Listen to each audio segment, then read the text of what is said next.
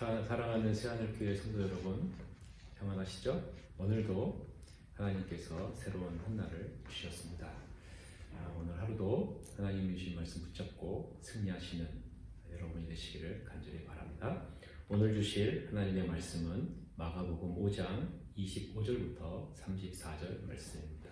마가복음 5장 25절부터 34절 말씀입니다. 제가 공독해 드리겠습니다. 12해를 혈루증으로 앓아온 한 여자가 있어 많은 의사에게 많은 괴로움을 받았고 가진 것도 다 허비하였으되 아무 효험이 없고 도리어 더 중하였던 차에 예수의 소문을 듣고 무리 가운데 끼어 뒤로 와서 그의 옷에 손을 대니 이는 내가 그의 옷에만 손을 대어도 구원을 받으리라 생각하느니라. 이에 그의 혈루 근원이 곧 마름에 병이 나은 줄을 몸에 깨달으니라.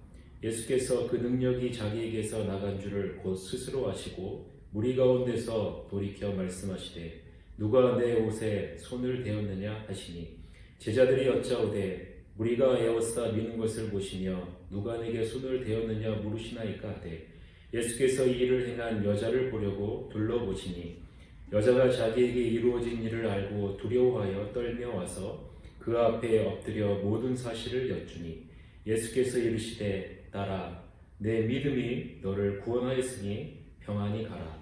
내 병에서 놓여 건강할지어다. 아멘. 오늘은 간절한 믿음이라 라는 제목으로 하나님 말씀을 나누고자 합니다.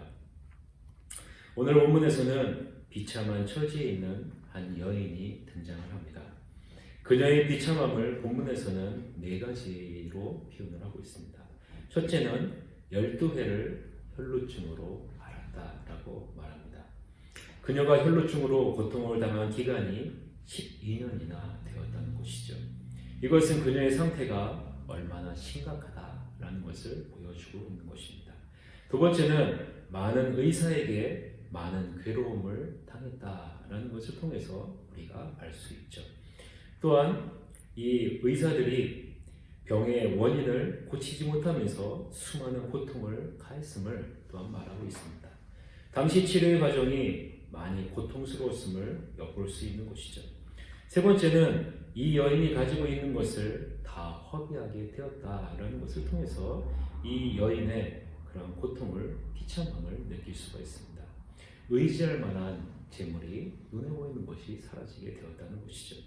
네 번째는 이 여인의 상태가 이전보다 더 악화되었다라는 것이죠. 이전보다 더 악화된 그런 모습은 그 여인의 비참함을 설명하기 부족함이 없어 보입니다. 26절 중반절에 보면 이런 표현이 나오죠. 아무 효험이 없고 도리어 더 중하여졌던 차에 라고 말씀합니다. 여기에 나오는 형용사적인 5 부사는 이 여인의 비참한 상태를 잘 묘사하고 있습니다. 그러나 이어서 나오는 2가지 부사적인 분사는 그녀의 상황을 희망적인 상황으로 바꾸는 계기가 되는 것을 보게 됩니다. 그것이 바로 27절에 나오는 듣고 라는 것과 와서 라는 단어입니다. 믿음은 무엇을 통해 얻어집니까? 들음을 통해서 얻어집니다. 로마서 10장 17절에 보면 그러므로 믿음은 들음에서 나며 들음은 그리스도의 말씀으로 말미암느니라 라고 말씀합니다. 또한 이 믿음은 행함과 함께 일함으로 온전해집니다. 야고보서 2장 22절에 보면 내가 보거니와 믿음이 그의 행함과 함께 일하고 행함으로 믿음이 온전하게 되었느니라 라고 말씀합니다. 모든 희망이 사라진 절망적인 상황에서 이 여인은 예수에 대한 소문을 듣게 되었고 이 여인은 일방적이지 않은 방법으로 예수에게 다가가 예수님의 옷자락을 만지는 행동을 하게 된 것이죠. 왜 이 여인이 예수님께 간청하지 않고 왜 몰래 예수님의 뒤에서 옷을 만지는 행위를 했는지는 정확하게 알 수 없습니다. 아마도 깨끗하지 못하고 의식적으로 부정함에 대한 두려움이 있었기 때문이 아닐까. 공동체로부터 철저하게 배제되어 있는 소외감 때문이 아닐까. 정상적인 남녀의 만남을 위반하는 행동에 대한 염려가 있지 않을까라는 추측을 우리는 할 수 있죠. 그럼에도 이 여인이 예수님에게 다가간 이유는 다른 의사들과는 달리 예수님은 반드시 자신을 도울 수 있는 분이라는 확신이 있었기 때문에 그렇습니다. 더 나아가 이 여인은 예수님의 옷자락만을 만져도 자신의 병이 치유될 수 있을 것이라는 확신을 갖게 된 것이죠. 이러한 믿음의 행위는 예수님의 능력을 경험하는 놀라운 자리에 서게 했습니다. 29절에 보면 이에 그의 혈로 근원이 곧 마름에 병이 나은 줄을 몸에 깨달으니라 라고 말씀합니다. 이 여인의 믿음의 행위를 통해 예수님의 능력이 즉시 그 여인이 겪고 있는 병의 근원을 사라지게 한 것이죠. 우리는 여기서 한 가지 질문을 여러분 자신에게, 나 자신에게 할 수 있습니다. 왜 나는 이러한 예수님의 능력을 우리의 삶 속에서 경험하지 못할까라는 질문이죠. 믿음이 없어서 그런가? 아니면 믿음을 온전히 하는 행위가 없어서 그런가? 라고 생각할 수 있습니다. 여러분, 그러나 가장 중요한 것이 있습니다. 그것은 바로 간절함이 아닐까라는 생각을 갖게 됩니다. 우리는 예수님 없이 살 수 없다는 간절함이 있는가? 여러분은 예수님이 없으면 한순간도 살 수 없다는 간절함을 갖고 계십니까? 먹을 것이 있고 직장이 있고 가진 것이 있고 건강이 있기 때문에 간절하지 않지는 않습니까? 예수님이 없이도 오늘 하루 살아가는데 아무런 문제가 없다고 생각하고 있지는 않습니까? 이것이 우리의 일상생활에서 예수님의 능력을 경험하지 못하는 가장 중요한 원인이 아닌가라는 생각을 갖게 되고, 또한 이것을 통해서 믿음의 능력이 나타나지 않는 이유가 그것이 아닌가라는 생각을 갖게 됩니다. 이 여인은 이 세상에서 자신이 할 수 있는 모든 것을 다 해보았습니다.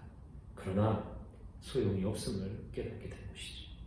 예수님을 에워싼 수많은 무리가 계속 예수를 스치고 지나가고 만지고 또한 밀고 있었지만 아무 일도 일어나지 않은 것과 같은 것이죠.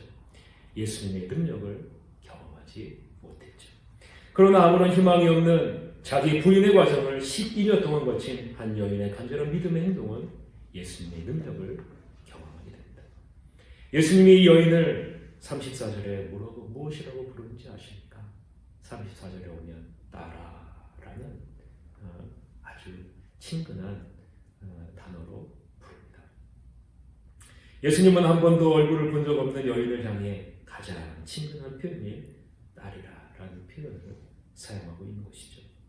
또한 이 여인의 믿음의 만짐을 칭찬하십니다. 내 믿음이 너를 건강하게 하였다라는 것이죠. 더 나아가 이 여인은 하늘의 평안을 누릴 것이다 라고 예수님이 선포하십니다. 사랑하는 성도 여러분, 어렵고 힘든 이 시간이 우리가 이런 간절함을 회복하는 시간이 되기를 바랍니다. 예배에 대한 간절함, 찬양에 대한 간절함, 기도에 대한 간절함, 말씀에 대한 간절함, 섬김에 대한 간절함이 회복되기를 소망합니다. 아무쪼록 이번 코로나19를 통해서 주님을 향한 간절한 마음을 회복해 주님의 능력을 맛보시는 새하늘교회 성도님들이 되시기를 주님의 이름으로 간절히 축원합니다. 우리 다 같이 기도합시다. 하나님, 우리도 이 여인과 같이 간절한 믿음을 갖고 주님을 만나고 주님의 능력을 경험하게 하여 주시옵소서. 우리의 아픔이 치유되고 주님의 평안이 우리의 삶의 중심에 서게 해 주시옵소서. 코로나19 바이러스의 확산을 막아주셔서 모든 면에서 안정적으로 회복될 수 있도록 인도해 주시옵소서라고 기도하며 나아가시는 여러분이 되시기를 간절히 바랍니다. 다 같이 기도합시다.